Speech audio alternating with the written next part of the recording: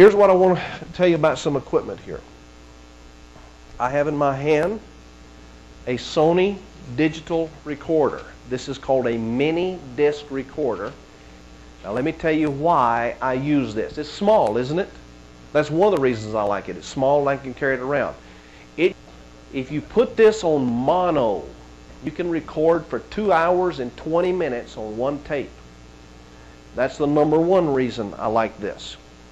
Because I don't speak any more than 2 hours and 20 minutes without taking a break. Okay, second reason. This is digital recording. This is a digital recorder.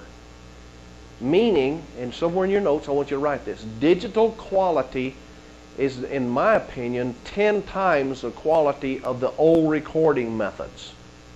Just because it's digital. If it's digital, you can change things, you can edit it. Okay, so this is a digital recorder. So we're going to go through the equipment that I use. I don't use this that much anymore, but I'm going to show you when I use it and why I quit using it. From the big training we had, this guy had one, and it was about this size right here. Not the big half, the little half. And it was a new, that looks like one over there. Sony puts it out, and you could record 7 hours.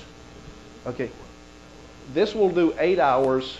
The next thing that I'm going to recommend, and the reason I don't use this anymore, is you use a program called Sonic SoundForge. Now, if you had your computer here, here is my program. I think it's about $60. You can record right into your computer now. Not into this, record right into your computer, but it eats up a lot of memory. So I have a 20 gig hard drive on this computer that I carry, and I can record. I have another computer that I recommend. It's a Fujitsu or something like that. It has a 40 gig hard drive. And I recorded all of Robert Allen's events. I've recorded all these 4 and 5 day trainings, and I just put it direct from the sound system right into my computer.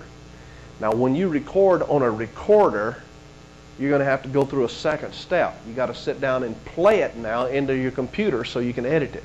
So if you got 8 hours worth of tapes, it's going to take you 8 hours just to get it into your computer. I bypass that now, and I go directly into my computer using this program. If any of you have how many of you brought your laptop by any chance? Go see it. Now, let me tell you something. I bought this and I paid for it. And the registration number is written right up here. Now, I'm going to turn my head. And if you load it on your computer, shame on you, I guess. But it's here if you want to load it on here, and the code is right up there. If you want to buy your copy, I think you now download. This is an older copy. I bought this. My first copy was $395, and it did way more than I need. This is called the XP version, and it does everything you will need. Okay, when I bought it, it was $60.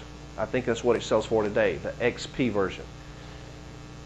Okay, then I went in, they had a closeout last Christmas for 88 cents. The entire program for 88 cents. They got to get them out of there because they wanted the new ones in that could convert to MP3. Right now, I've had absolutely no need to convert to an MP3, and I'm going to show you why if you will remind me, if you ask me why I don't need MP3 when it gets in perceived value, okay? And your question. But her question is, if I record directly into computer, that's right, it's in my computer now. So every time I go to a training, I carry my laptop, and I just get a cable that goes from the house sound system right into the microphone jack of my computer. And I start recording.